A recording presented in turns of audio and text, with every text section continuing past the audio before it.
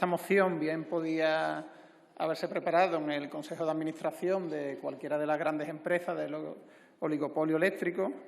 Seguramente, si traemos aquí a un accionista de Iberdrola, de Endesa o de Gas Natural, posiblemente hubiera defendido las mismas medidas que defiende Vox.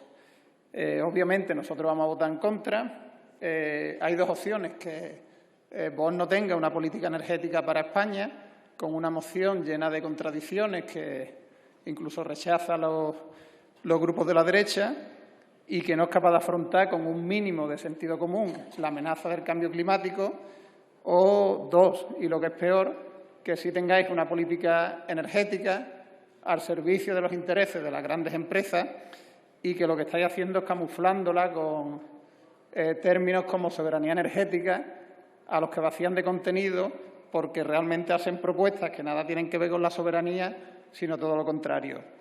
Los beneficios de las eléctricas en el año 2021 han subido en cerca de 2.000 millones de las tres grandes empresas del oligopolio.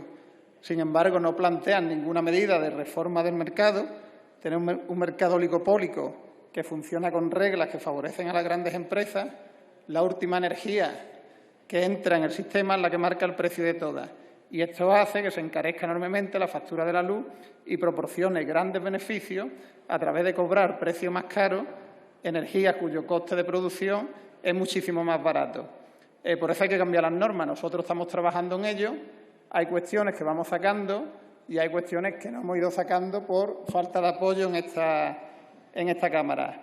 Poner un tope al precio del gas, intervenir un mercado que nos está timando o tener empresas públicas.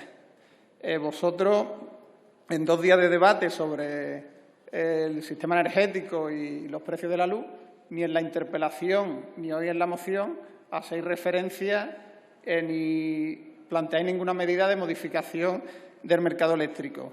Y encima dicen que los beneficios caídos del cielo son de Hacienda, que el Gobierno se está forrando. Es decir, no les preocupa los escandalosos beneficios de las grandes eléctricas, pero sí les preocupa que el Gobierno o el Estado recaude para sostener servicios públicos.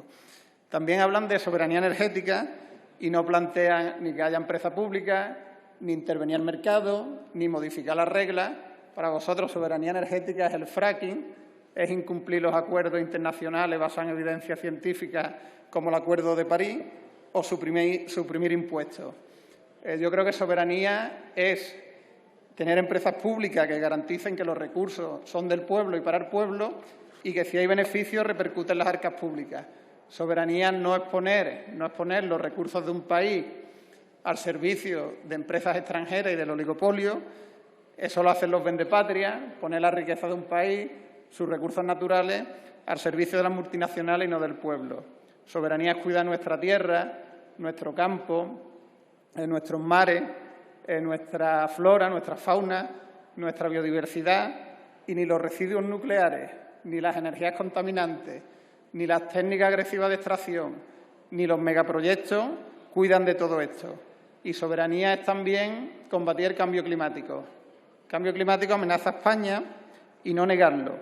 Algunas consecuencias son el aumento del nivel del mar, aumento de las temperaturas, pérdida de biodiversidad, aumento de riesgo de fenómenos meteorológicos extremos, daño en la salud humana, aumento de flujos migratorios, pero ustedes no plantean ninguna medida para combatir el cambio climático y lo que hacen es hablar de religión climática o de fanatismo climático contra el pueblo español.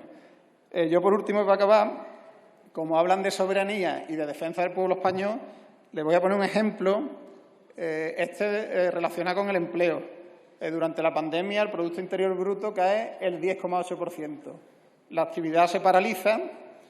En la crisis anterior, en 2009, el año que más cayó, fue el 3,8%. Imaginaros la magnitud. Y en ese momento se hacen las adaptaciones necesarias para que los ERTE pasen de ser un mecanismo de extinción de empleo a un mecanismo de protección de empleo que protege a 3,6 millones de trabajadores, junto a las ayudas por cese de actividad que protegen a 1,5 millones de trabajadores y trabajadoras autónomas. Esas medidas han salvado millones de puestos de trabajo, protegiendo el empleo, y esas medidas han evitado el cierre de cientos de miles de empresas, de pequeñas y medianas empresas, favoreciendo la recuperación y el empleo. Hoy el empleo crece por encima de la economía. Hoy tenemos cifras de empleo de niveles de 2007 y la economía todavía no está en niveles de antes de la pandemia. Pues bien, la clave de la bóveda ha sido la intervención del Estado con recursos públicos para proteger empleo, señorías. Eso es soberanía y eso es defensa del pueblo español. Gracias. Gracias, señor Bustamante.